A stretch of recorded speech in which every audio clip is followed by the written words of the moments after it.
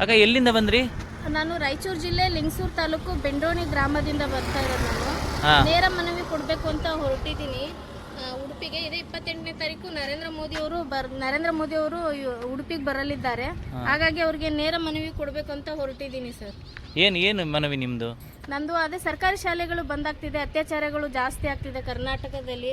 ರಾಜ್ಯ ಸರ್ಕಾರ ವಿಫಲಗೊಂಡಿದೆ, ಅಂದರೆ ಆಡಳಿತದಲ್ಲಿ ವಿಫಲಗೊಂಡಿರೋದ್ರಿಂದ ಅದನ್ನು ಮನದಟ್ಟು ಮಾಡಿಸುವ ಮೂಲಕ ಸಾಮಾನ್ಯ ಜನರಿಗೆ ಎಷ್ಟು ತೊಂದರೆ ಆಗ್ತಿದೆ ಅನ್ನೋದನ್ನ ಹೇಳೋದಕ್ಕೆ ನೇರ ಮನವಿಗಾಗಿ ಹೊರಟಿದ್ದೀನಿ ಸರ್. ನಾನು ನೀವು ಎಷ್ಟು ದಿನ ಆಯ್ತು ಸ್ಟಾರ್ಟ್ ಆಗಿ ಇದು ಪಾದಯಾತ್ರೆ? 10ನೇ ತಾರೀಕು ಶುರು ಮಾಡಿರೋದು. ನಿಜವಾಗ್ಲೂ ಇನ್ನೊಂದು ಬೇಜಾರು ಸಂಗತಿ ಏನಪ್ಪಾ ಅಂತಂದ್ರೆ, ಉಡುಪಿಯವರು ಏನ್ ಹೇಳ್ತಾರಂದ್ರೆ, ಉಡುಪಿ ಆಡಳಿತದವರು ಇದು ಅಂದ್ರೆ ಮನವಿ ತಗೊಳೋದಕ್ಕೆ ಈ ಕಾರ್ಯಕ್ರಮ ಇಲ್ಲ, ಧರ್ಮದ ವಿಚಾರವಾಗಿ ಇದು ಮಾಡ್ತಾ ಇದೀವಿ ಅಂತ ಹೇಳ್ತಿದ್ದಾರೆ. ಏನಾಗುತ್ತೋ ನೋಡೋಣ ಸರ್. ಈಗ ಅಲ್ಲಿ 10ನೇ ತಾರೀಕು ಪ್ರಾರಂಭ ಮಾಡಿದ್ದೆ ನೀವು? 10ನೇ ತಾರೀಕು. ಅಲ್ಲಿಂದ ನೀವು ರಾಯಚೂರಿಂದ ನಡೆದುಕೊಂಡೇ ಬರ್ತಾ ಇದ್ದೀರಿ? ಹೌದು. ಸರಿ ಸರಿ ಸರಿ, ಶುಭ ಹೋಗ್ಲಿ ನಿಮಗೆ. ಸರಿ ಸರಿ.